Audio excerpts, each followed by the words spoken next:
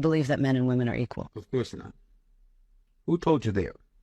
You don't believe they are.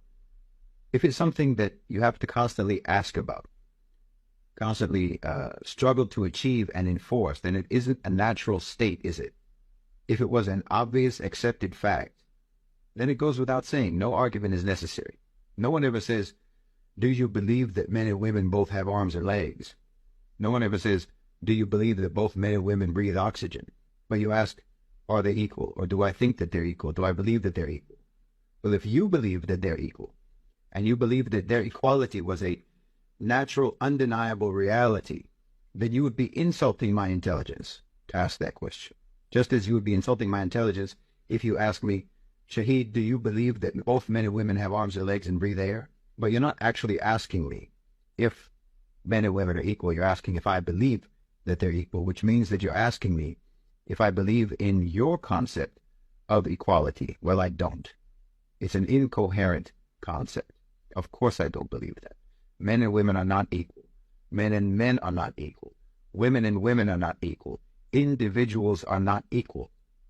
How can collections of individuals be equal with collections of other individuals? That's illogical. It doesn't make any sense. Are you equal with your boss? If so, then why is he or she your boss instead of you? I'm not equal to another man who's stronger than me, who's smarter than me.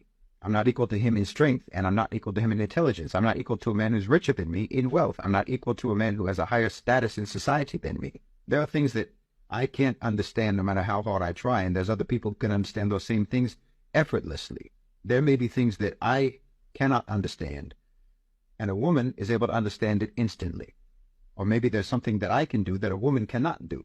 So how are you going to extrapolate from those examples or those scenarios that therefore, because Shahid can do something that a woman can't, or a woman can do something that Shahid can't, therefore that means that this gender is superior to that gender, or vice versa.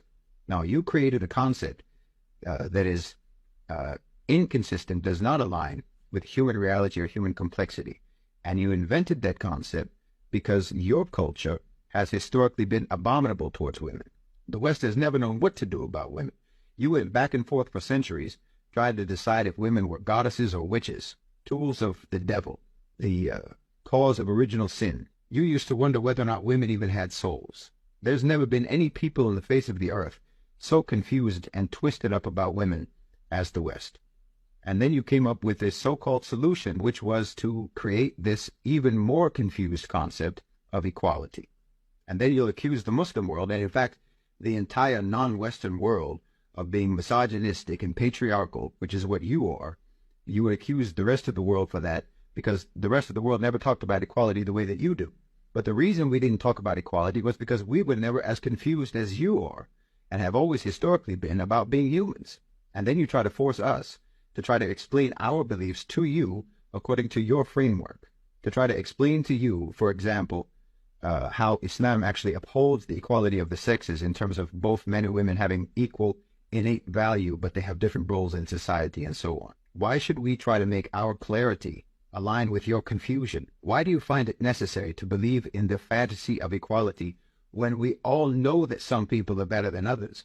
We all know that some people are smarter than others. We all know that some people are more capable than others. And if that's the case, and it is the case, then subhanAllah, I hope that we're not all born equal, because that would be a severe indictment against anyone and everyone who fails in their life to become an astronaut, or to become a brain surgeon, or to become a brilliant writer or an artist. If we're all born equal, then how do you explain the infinite disparities between people's capacities? But then you're going to say that all women are equal with all men, when all men aren't equal with all men, and all women aren't equal with all women. This is incoherent. What does it even mean? You in the West, because you largely become atheists, will make fun of Muslims, will make fun of our intelligence, because, as you say, we believe in fairy tales. You say, we believe in a God without evidence. We have no evidence to prove the existence of God, but we believe in it. Meanwhile, you invent a concept, this concept of equality, and treat it as sacred, and you believe in it religiously, with religious devotion, and you demand that everyone believes in it, and no one can dare doubt the reality and the holy truth of the concept of equality, even though all evidence that you are exposed to on a daily basis disproves that concept. So you'll make fun of us and you'll look down on us and you'll insult our intelligence for believing in something that you say we don't have any proof for. Meanwhile, you're believing in something for which all of the proof that exists disproves it. You see how incoherent your thinking processes are?